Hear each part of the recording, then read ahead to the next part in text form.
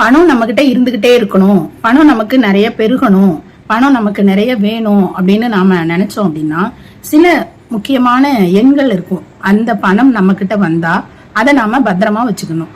அந்த எண்கள் என்னென்ன, எப்படி இருக்கணும் அப்படிங்கிறத நாம இப்ப பார்க்கலாம். இப்போ இந்த மாதிரி லாஸ்ட் மூணு ஜீரோ இருக்கு இல்லையா, இந்த மாதிரி வர்ற பணத்தை நம்ம பத்திரப்படுத்தி வைக்கலாம்.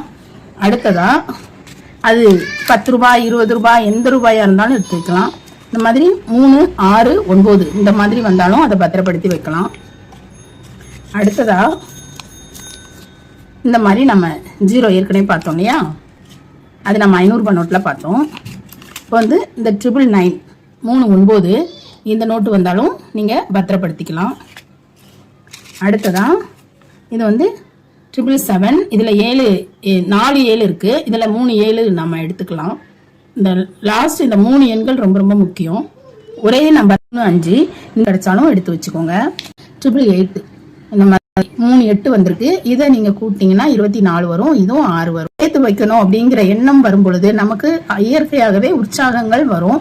இப்போ இதை நம்ம எடுத்து பத்திரமா வச்சுட்டு அப்போ ஏதாவது செலவு வந்தா நம்ம செலவு பண்ணிடுவோமே, இந்த பணத்தை நம்ம பத்திரமா வச்சிருக்கணுமா அப்படின்னு நீங்க யோசிச்சீங்க அப்படின்னா ஏதாவது நகைகள், உங்களுக்கு வீட்டுக்கு ஒரு நிரந்தரமான பொருட்கள் வாங்கும்போது நீங்க இதை கொடுத்து நீங்க மாத்திக்கலாம். அப்புறம் வேறு வரும் பொழுது அதை நீங்க சேர்த்து வைக்க ஆரம்பிக்கலாம். ஆனா இந்த மாதிரி நீங்க சேர்த்து வச்சுட்டே இருந்தீங்க அப்படின்னா ரொம்ப ஒரு நல்ல ஒரு மகிழ்ச்சியையும் நம்ம தேடுற குணம் நமக்கு வந்துடும். தேடிக்கிட்டே இருப்போம் இந்த எண்கள் இருக்கா அப்படிங்கிறத.